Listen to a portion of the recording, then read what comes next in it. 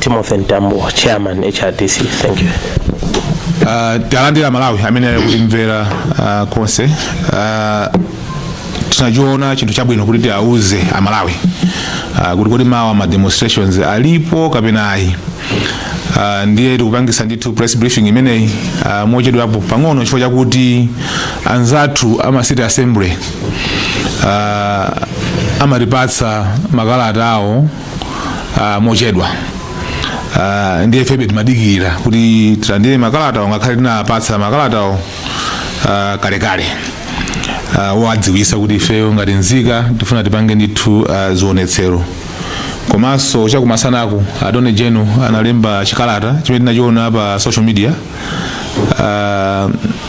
chokhudza nkhani ya ku court. Ndiye ifeyo ndithu tinachiona kuti chinthu choyenera kuti tiauze Malawi position yathu ya HRDC kuti kodi mawa ma demonstrations alipo kapena palibe.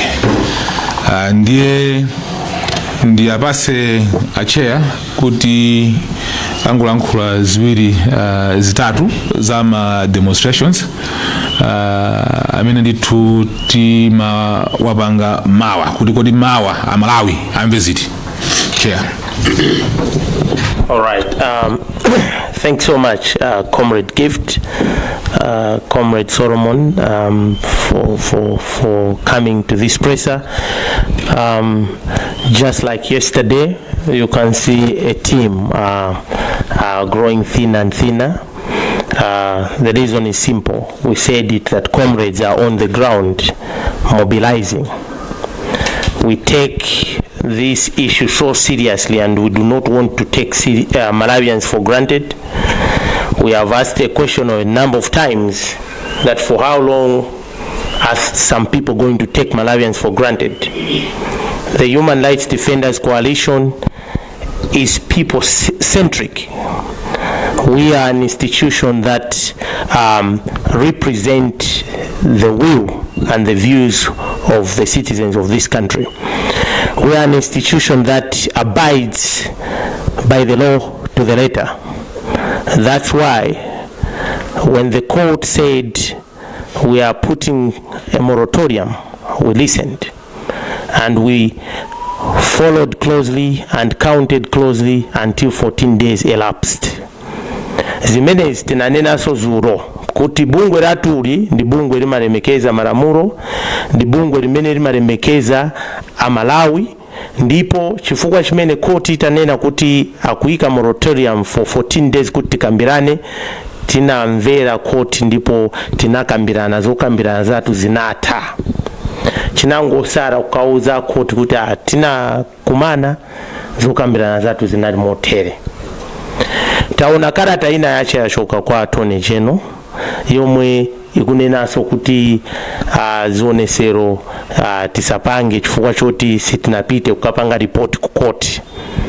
Ifeyo tikufuna tinene kuti judgment ya court tinaiwerenga inanena kuti masiku 14 zokapanga report back ku court zozo zichitika nditu tipita.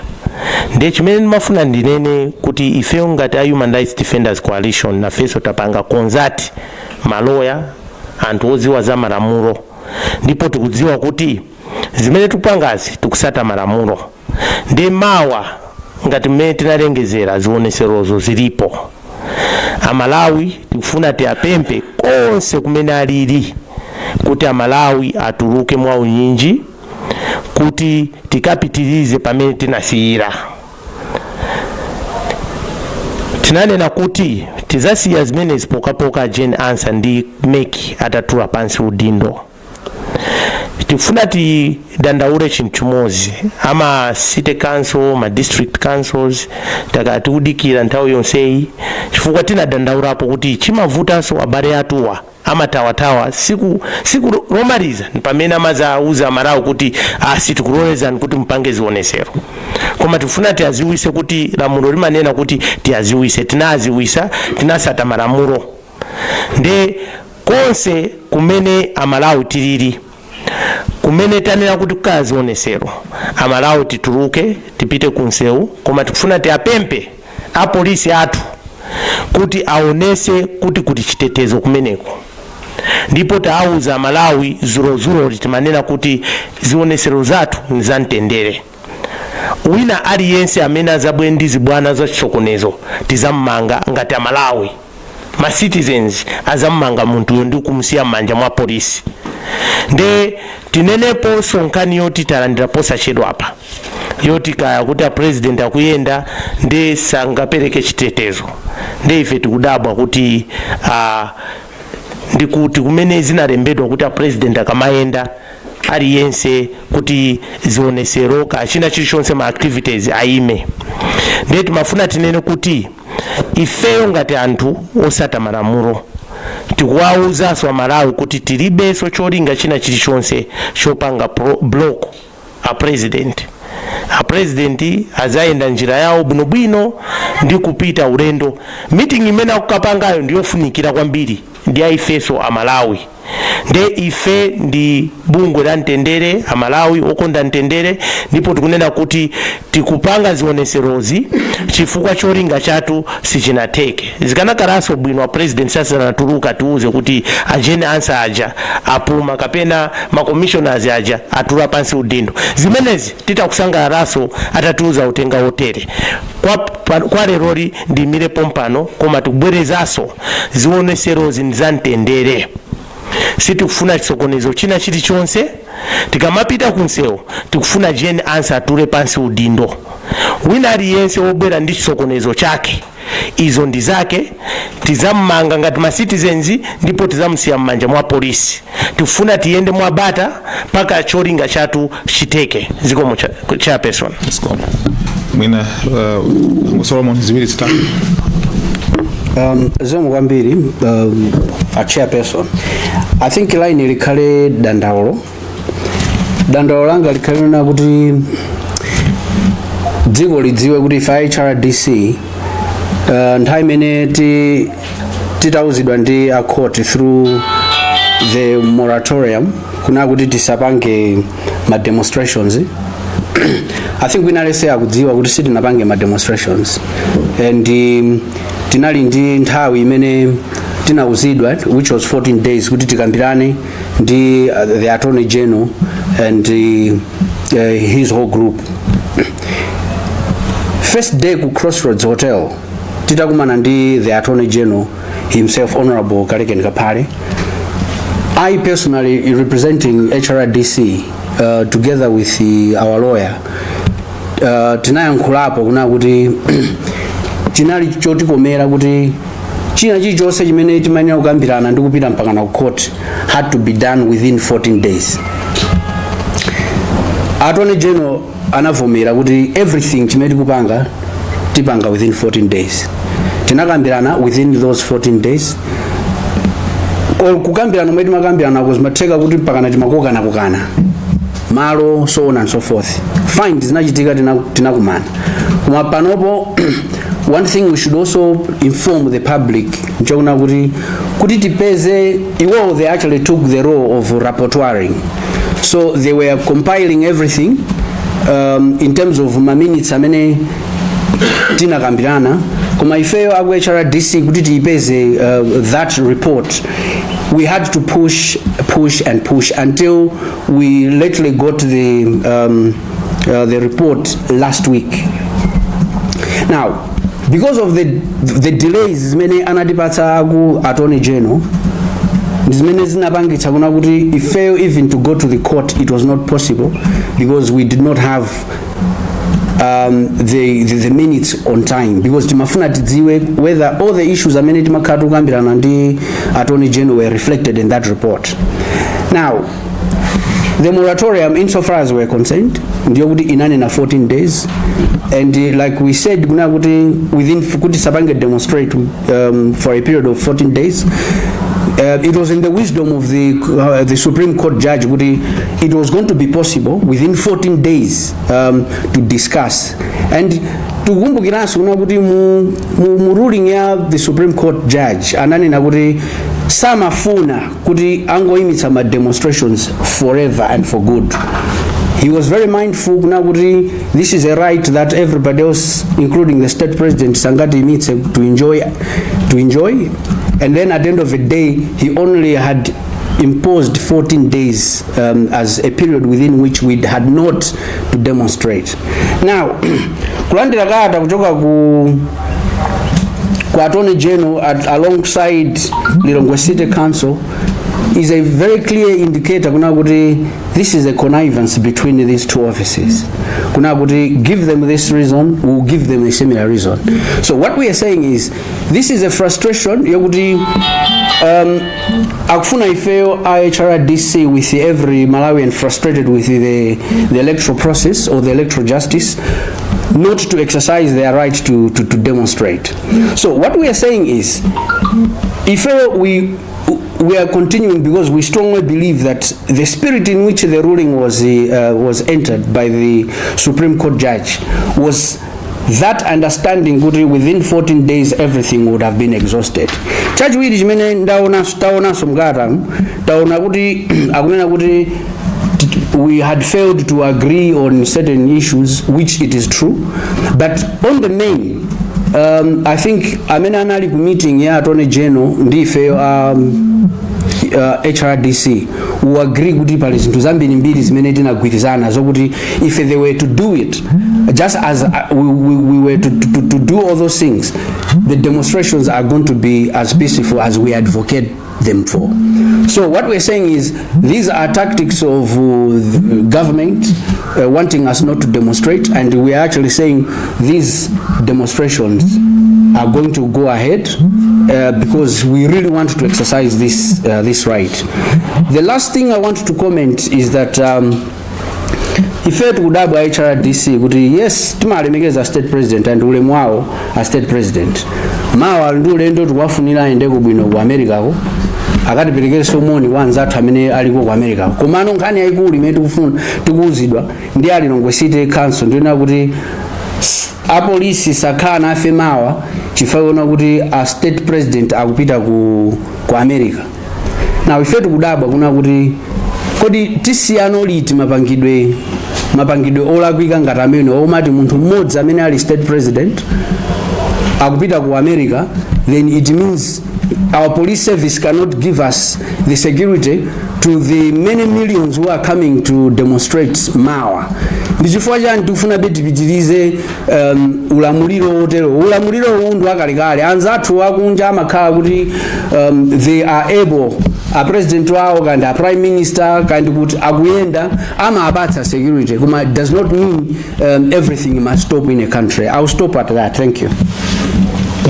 Tokoza kwambiri then ndithu tasimikizira Malawi kuti ma demonstrations mawa alipo chikala cha Lilongwe City sichikuletsa komano chikudandaula ndife kuti chikuti dandaulira kuti tisinthe kuti tizapange ma demonstration kutsogolo ife tunena kuti yayi jeni asa sanatule pansi udindo ndiye silipanga shift ma demonstrations mawa alipo because your statement yomalizira if you read the letter unena kuti can you consider shifting the dates of the demonstration to a later date after 20 September ndiye ife tunena kuti yayi ma demonstrations mawa alipo taya nkhaso kalata usiku pompano mawa ndithu ipita iwo mwina achitira dala kuti lembera lero mwana mori mwina nakatilembera kale kutuza zimene mwina pona khaso nthawi yoti tonse tilankhulane ndupanga reach mwina consensus komano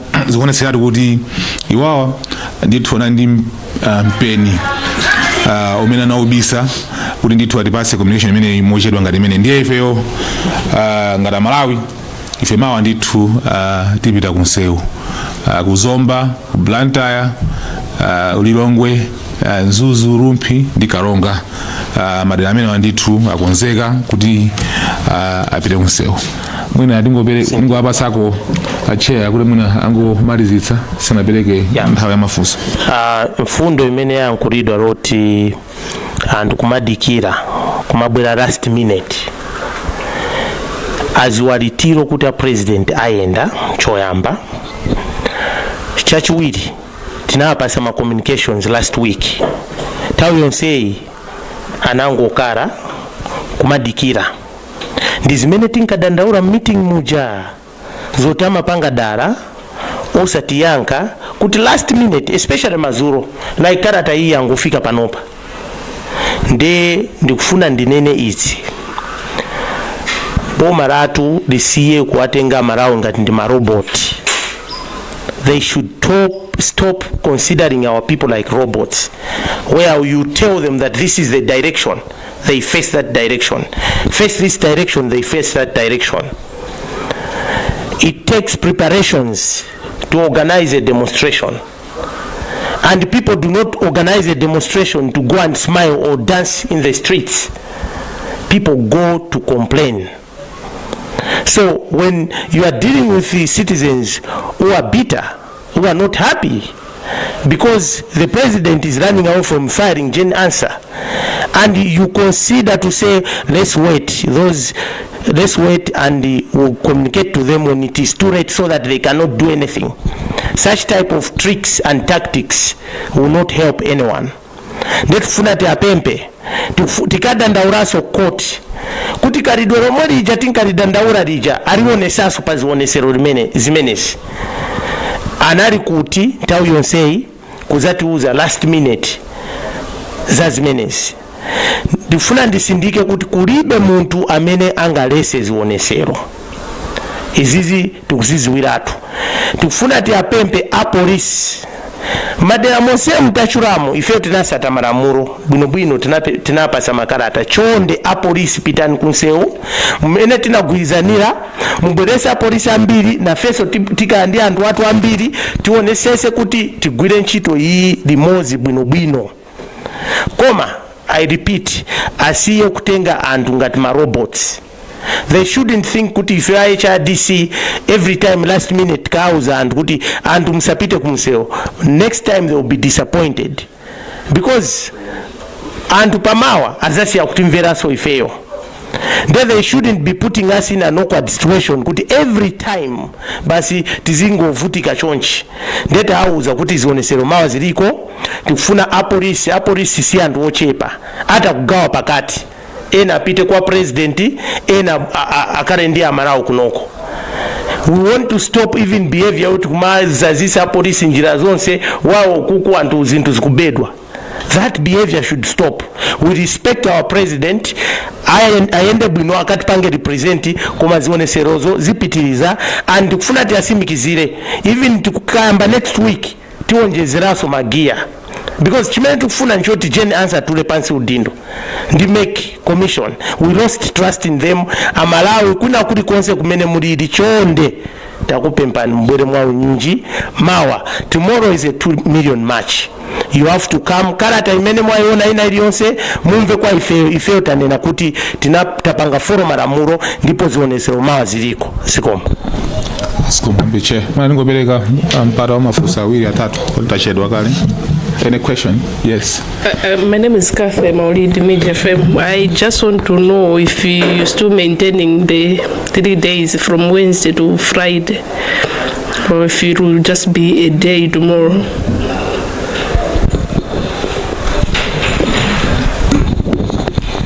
I'm Alina Femlamba from Zodiac.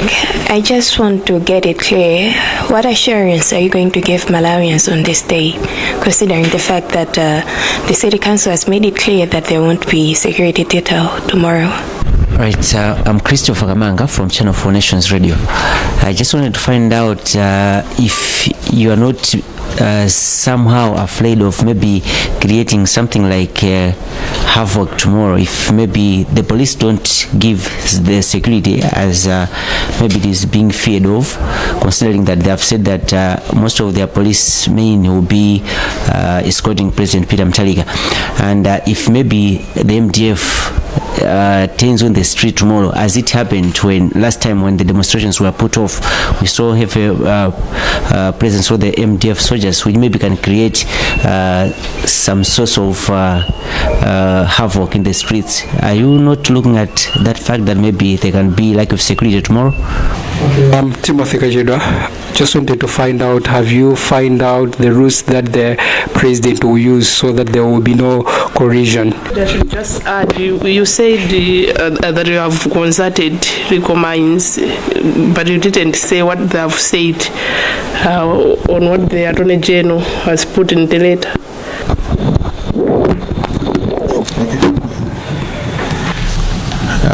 Let me start with the last one. In terms of our position, I think this is why we are making this position as HRDC to proceed with the demonstrations, because we know that the law is on our side. The moratorium, the 14-day moratorium, was not a backdoor to ban our demonstrations. I think the text is very clear in terms of the maximum or the number of days that they gave, they curtailed the rights of the two individuals, but as well the HRDC leadership to demonstrate. So the Attorney General should not use the moratorium as an excuse to curtail, to stop completely that right to demonstrate. And that is why we are proceeding with the demonstrations. If the Attorney General thinks that maybe we are on the wrong side, then the courts are there. They will also intervene. And that is why we are saying we are proceeding with the demonstrations. And even the letters are very clear, because they know that the question of demonstrations or the right to demonstrate was already settled a long time ago in our constitution. And that's what we are following. There's nothing that maybe people should fear, because the law is clear on that. Writing a letter to us is not a court order. I think the Attorney General wrote his letter as if it's a court order. It's not a court order. It's just writing. It's an opinion on his side. And that is why we are proceeding with the demonstrations. If he has concerns, or we have concerns, I think the courts will settle those issues. In terms of finding out about the route, I think it's them that they know in terms of our route. Akudziwa for zinalemba kale kuti ifeyo route yathu izakayambira community tizaenda mwakuti. We don't need to know kuti president aenda bwanyi ngasinza security route yawo sitingaidziwe, komano iwowo ndithu akuidziwa route imene izaenda Malawi, komanso nthawi imene azayambire kupita kunsewu. Ndiye bakhala posavuta kuti mwina ateteze president choya kuti ifeyo route yathuyo sitinaibise, ndiodziwika. Ndiye ndithu akhoza kukonzekera bwinobwino kuti ateteze, apereke chitetezo kwa president komanso kwa Malawi. Ndiye ifeyo ndithu ndapanga sure Malawi kuti ma demonstrations atuwa ndithu ndi abata ni mtendere. Sitikufuna kuti anthu akapanga chisokonezo china chilichonse ngati mwina akubwerera pa zifukwa zina. Komanso pa nkhani imene manena kuti mwina apolisi sakhalako, ifeyo khali kulandala mbuyo mosemo kuti apolisi mbuyomu akhala usakubwera ma demonstrations, amapereka kumuna amatumiza anthu ochepa kwambiri. Ndiye ngati sabwera apolisiyo sikuti kukhala koyamba, chifukwa iwowo ndi zimene akhala kupanga mbuyomu. Komano kukambirana kwathuko ndithu tinatsimikizirana kuti apolisi abwera kuzapereka chitetezo. Chifukwa chake lero tikuwapemphaso kuti achitetezo apolisiwo ndithu abwere. Kayabwera aku MDF tikufuna ndithu ambiri abwere kuti azateteze Malawi. Mwina ndapasa chair yangu yankhapo mafunso awiri atatu kuti zionetsero zimenezi za masiku angati. Chifukwa kuyambirira ndithu ananenapo nkhani kuti ngati Jeni Answer sa tula pansi udindo kubwera kagia kena, ndiye mwina angopanga comment ziwiri zitatu on that question and also the other questions. Zionetsero zika masiku amene tinapanga communicate mukarata tinanena kuti from Wednesday to Friday. So sitinapange amend makarata amene acha. That's the first thing. Kuti siku limene ya kunachuluka polisi ndi asilikali museo, they were implementing the court order. koti inapereka order, koma apapa kulibe order yachoka koti imene ikunena kuti amalawi asapange zionesero. So in short, tikamalemba makarata ku city council kapena ku district council sikuti timapemba, you know, my rights you don't beg. It is not a charity project. It's, you know, it depends on the goodwill of the other person.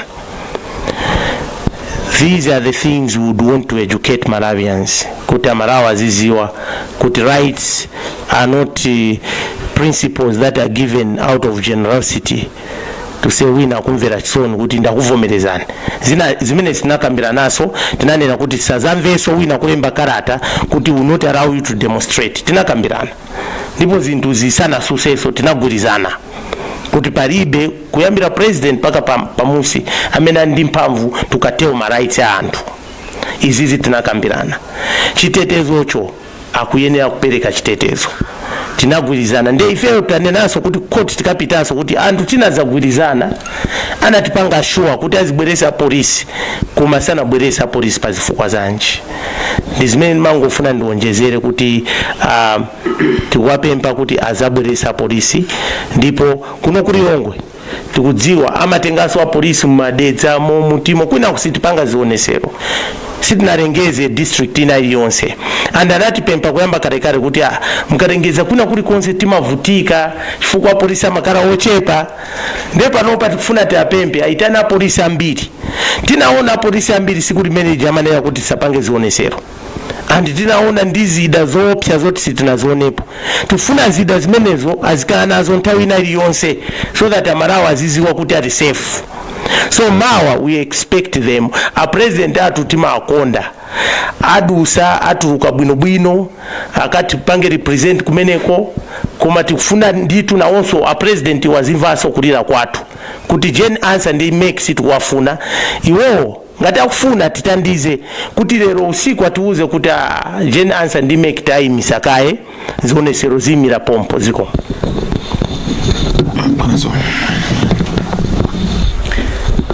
I think I will handle two questions which I think they are related. Mafusawire amena kunika kuti ndofanana. These questions being kuti what assurances have we since there will be no state security detail in the streets.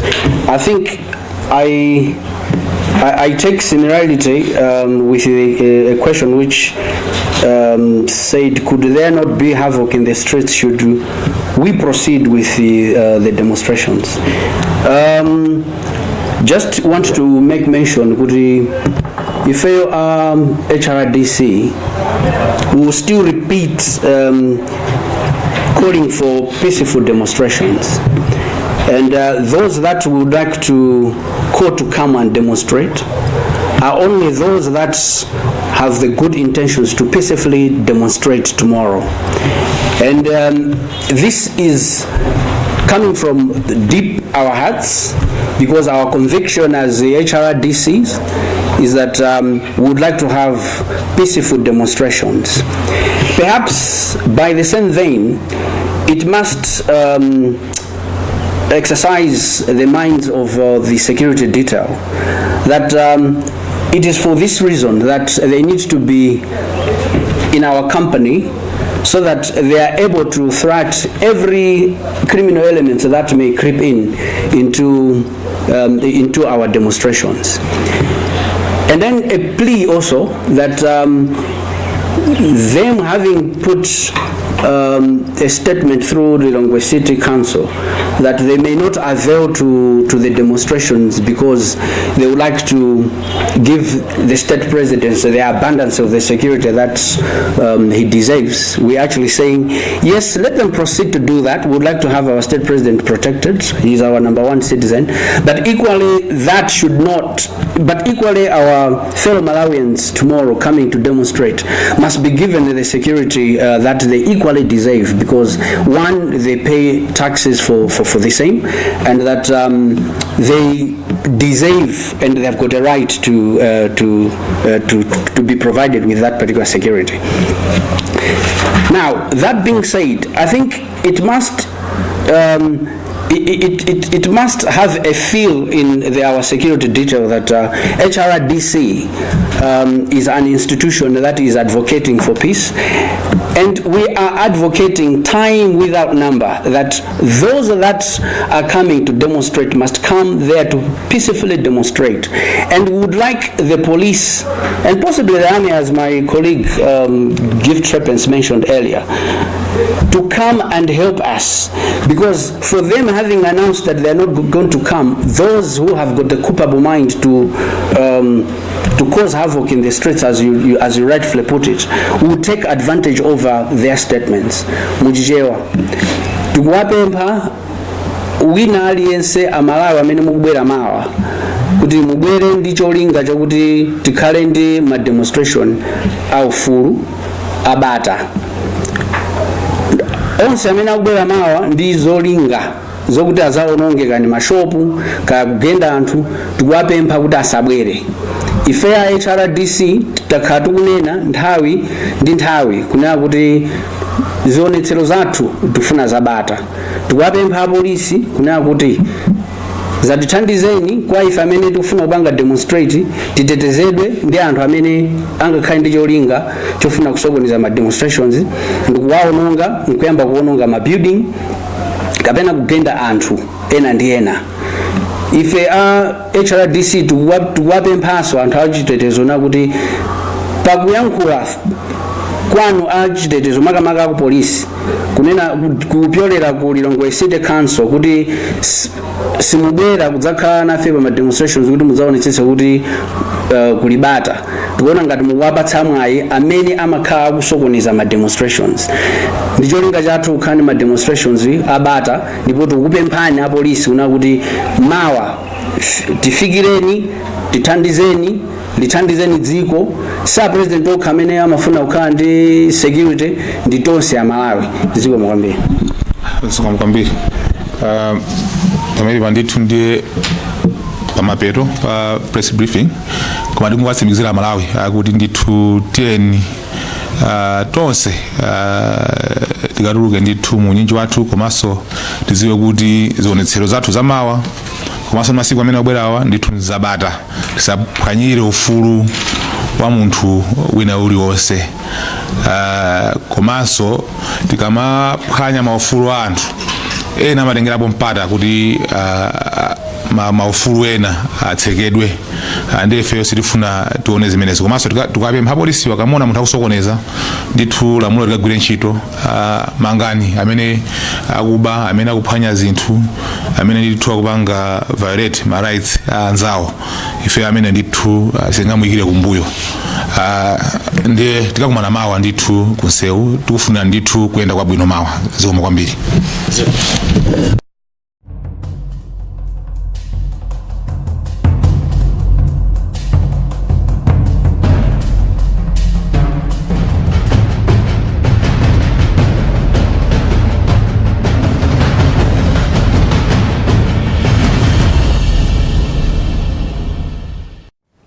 That was a press briefing by the Human Rights Defenders Coalition. We will continue with our scheduled programming.